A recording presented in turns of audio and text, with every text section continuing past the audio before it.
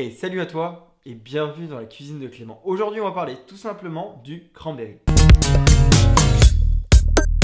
Alors, le cranberry est cultivé principalement en Amérique et Amérique du Nord, notamment dans la région de Québec. Pour vous parler un petit peu des coopératives, donc Ocean Spray, qui est la première coopérative, elle regroupe à peu près 650 producteurs entre l'Amérique et le Canada. Elle a été créée en 1930 et elle se partage à peu près 75% du marché.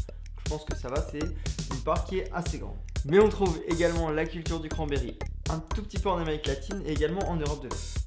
Alors, la culture du cranberry est assez compliquée, elle se fait dans des canabières. En gros, c'est des espèces de bassins sablonneux, c'est une zone un peu marécageuse et c'est assez compliqué parce que la fleur est très fragile.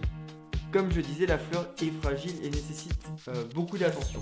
Donc ce qu'on va faire, c'est qu'on va la geler pour la maintenir à 0 degré en hiver. Et au printemps, on va mettre du sable, enfin au printemps, ça commence à refaire beau tout doucement.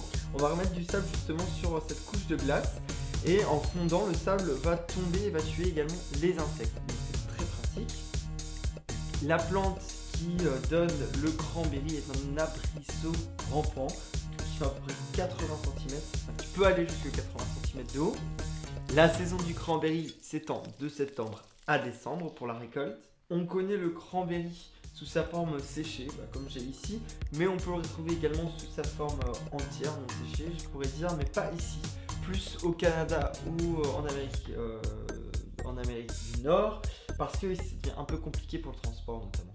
Donc je vais quand même vous donner quelques conseils si vous trouvez des cranberries frais sur les étals.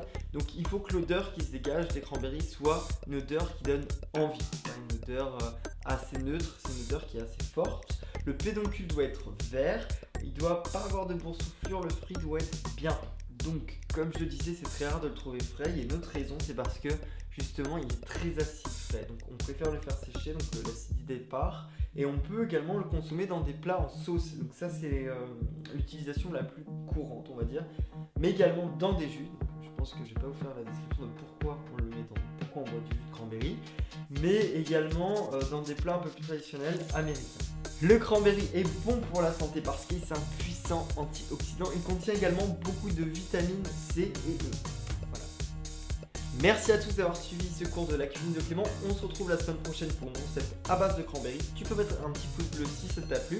Même t'abonner, c'est super rapide, comme ça te permet de rien louper.